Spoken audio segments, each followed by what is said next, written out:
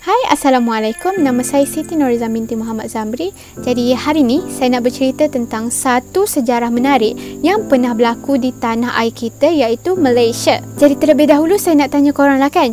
Korang pernah tahu tak bahawa sebelum tanah Melayu kita ini mencapai kemerdekaan, terdapat satu istana bergerak yang ada di negara ni tau. Korang mesti tak tahu kan? Termasuklah saya. Jangan kata orang, saya pun tak tahu pada mulanya. Tapi sekarang saya tahu dan korang pun dapat tahu. Jadi korang mesti tertanya-tanya kan? Bagaimana istana ni bergerak dan ke mana ia bergerak? Menurut buku Historia do Descobrimento y Conquisto India Pelos yang diterbitkan pada tahun 1554, dalam catatan Alfonso de Albuquerque mengatakan bahawa istana bergerak ini merupakan milik Sultan Melaka, iaitu Sultan Mahmud Shah. Dan untuk pengetahuan korang, istana ni mempunyai 30 roda, dan untuk gerakan istana ni mereka akan menggunakan puluhan ekor gajah. Dan selain itu, menurut ahli sejarawan Portugis iaitu Fernão Lopes de Castanheda, pernah mencatatkan bahawa tujuan istana bergerak ni dibina adalah untuk memudahkan Sultan Melaka bergerak sambil bekerja. Jadi secara amnya, istana bergerak ni telah diperbuat daripada pohon kayu meranti yang sangat kuat dan tahan lasak, dan istana tersebut dihiasi dengan hiasan emas pada tingkap istana tersebut.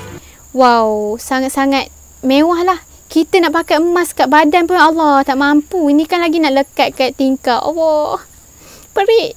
Jadi pada struktur istana Melaka ni, ia mempunyai roda yang sangat besar dan kuat untuk memudahkan pergerakan sultan lah kan. Kemana sultan pernah bawa istana ni?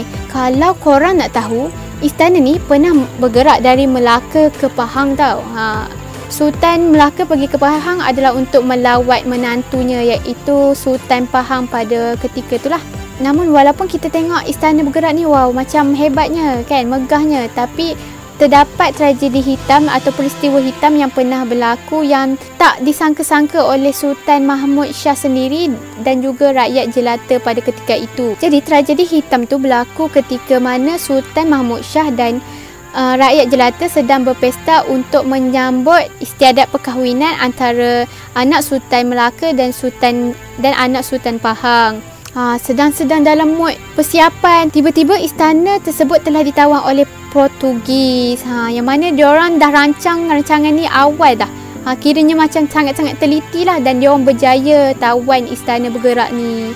Sedih kan? Dan lagi-lagi sedih bila mana mereka dah lah tawan istana bergerak tu. Diorang curi pula emas-emas yang ada kat tingkap tu. Kan saya cakap tadi kan, emas ada kat tingkap. Diorang ambil semua emas tu dan diorang bakar istana tu. Ya Allah, kejamnya. Kenapa diorang bakar? Sebab diorang nak elak daripada sultan lari dengan istana tu. Jadi diorang bakar, jadi sultan tak dapatlah lari.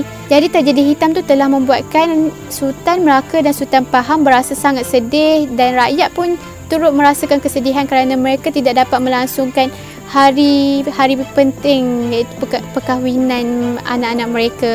Jadi pengajaran dari kisah ni, kita dapati bahawa kita sebagai rakyat Malaysia kenalah sentiasa menghargai warisan-warisan yang telah ditinggalkan oleh pejuang-pejuang tanah air pada zaman dahulu, agar generasi akan datang takkan lupa dan mereka mengetahui kebudayaan turun-temurun atau sejarah yang pernah berlaku pada zaman dahulu.